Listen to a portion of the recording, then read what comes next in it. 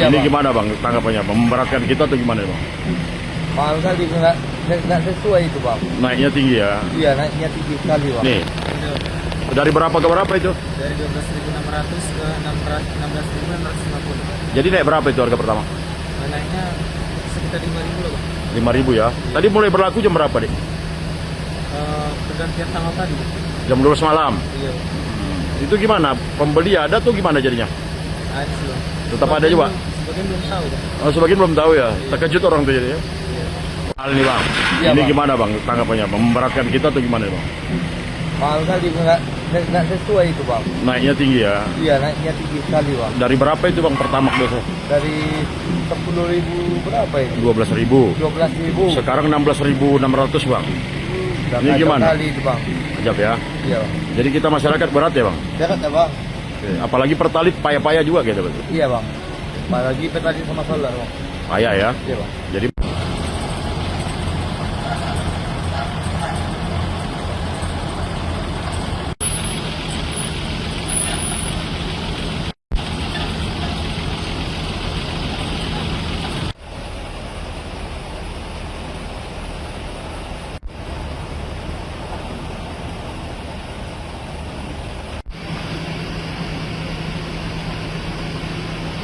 itu mulai kapan itu? Hari ini, Bang. Tadi jam berapa? 16.000? 650. Naik berapa lah itu? 16.600 ya. 5.000 ya.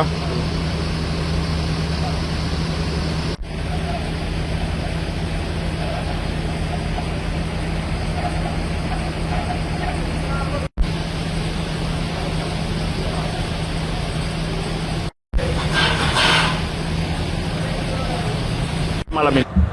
Terima kasih Pak Dasko, pimpinan DPR dan teman-teman anggota kabinet, Bapak Ibu semua, teman-teman media. Hari ini kita melakukan diskusi panjang, hampir 1,5 jam, untuk bagaimana membuat satu formulasi kebijakan yang memberikan kepastian kepada pelaku usaha, khususnya di sektor pertambangan. Yang pertama, bahwa teman-teman media, sistem di ESDM yang menganut mazhab gross split itu hanya ada pada sektor migas. Saya ulangi, di ESDM atas dasar aturan dan arahan Bapak Presiden yang menganut perhitungan gross split hanya ada pada sektor migas, minyak dan gas. Sementara di sektor minerba tidak ada perubahan sama sekali. Sehingga ini penting saya sampaikan untuk memberikan penegasan bahwa aturan yang sudah ada tidak ada perubahan untuk selamanya. Itu tugas saya untuk menjaga itu. Yang kedua, dalam rangka menjamin investasi yang telah dilakukan di negara kita tercinta terkait dengan hilirisasi, maka kewajiban pemerintah khususnya di Kementerian SDM adalah memastikan seluruh bahan baku yang bersumber dari negara kita harus ada. Artinya antara kapasitas produksi kebutuhan dengan RKAB yang akan kita berikan itu harus seimbang. Supaya apa? Industri bisa berjalan. Yang ketiga, terkait dengan RKAB yang lain, komoditas yang lain termasuk batu bara, kita memperhatikan betul kecenderungan daripada geopolitik, ketegangan di Timur Tengah dengan fluktuasi harga global. Maka idealnya pemerintah atau pengusaha atau rakyat pun berkepentingan untuk harga bagus, produksi kita juga harus banyak supaya apa? Pengusahanya untung, negara untung, rakyatnya juga bisa mendapat dampak positif. Nah, atas dasar itu kita selalu mengikuti perkembangan dengan kita akan melakukan relaksasi yang terukur. Artinya kalau harganya bagus, kita akan meningkatkan produksi. Kalau harganya mulai mentok, kita juga akan membuat kebijakan agar supply and demand itu bisa kita jaga.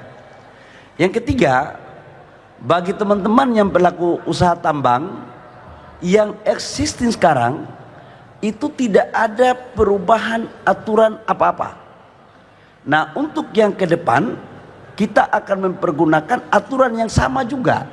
Cuman memang dalam undang-undang minerba itu ada pemberian prioritas kepada UMKM dan beberapa sektor-sektor yang menjadi skala prioritas dalam rangka menunjang hilirisasi untuk menciptakan nilai tambah.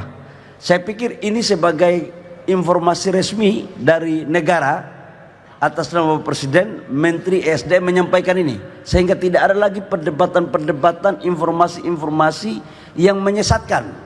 Dan kalau tidak ada yang jelas, tanya ke saya. Jangan tanya kepada orang lain yang mungkin informasinya tidak sepaten apa yang saya sampaikan. Demikian, terima kasih. Paten memang Pak Menteri SDM. Baik, terima kasih. Selamat pagi teman-teman media. Pertama-tama tentu kami sekali lagi mengucapkan terima kasih pada pagi hari ini Pak Dasko kembali memfasilitasi kita, Pak Menteri SDM, Pak Doni sebagai CEO Danantara sekaligus sebagai Kepala BP BUMN, ada juga Pak Supratman dari Menteri Hukum. Sebagaimana yang kita sampaikan beberapa waktu yang lalu bahwa kita terus bekerja keras untuk meningkatkan koordinasi dalam rangka menjaga ekonomi kita berjalan seperti yang kita harapkan. Memang kemudian berkenaan dengan masalah ekonomi ini banyak faktor. Kalau hari Sabtu pagi kemarin kita memperkuat kerjasama antara Bank Indonesia selaku penanggung jawab moneter dan Menteri Keuangan selaku penanggung jawab fiskal. Pada pagi hari ini kita berkoordinasi untuk hal teknis berkenaan dengan sektor energi dan sumber daya mineral kita.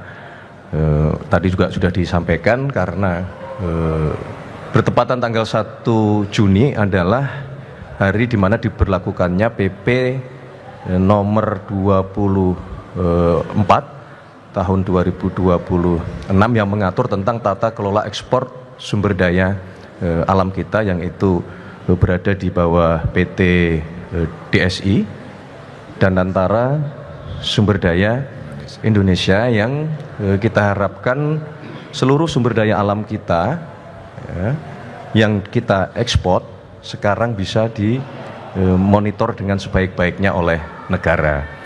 Berkenaan dengan hal tersebut juga maka dibutuhkan kerjasama yang erat, kebijakan-kebijakan yang saling mendukung dengan Pak Menteri SDM, dan tadi sudah disampaikan sekaligus menjawab beberapa isu, beberapa pertanyaan yang sesungguhnya tidak ada kebijakan tersebut diambil oleh Kementerian SDM. Tadi sudah dijelaskan oleh beliau dan sekali lagi kami minta dukungan kepada seluruh masyarakat, seluruh pelaku pasar bahwa mari kita bersama-sama menciptakan iklim usaha yang kompetitif, iklim usaha yang terbuka semata-mata semua demi kepentingan bangsa dan negara kita.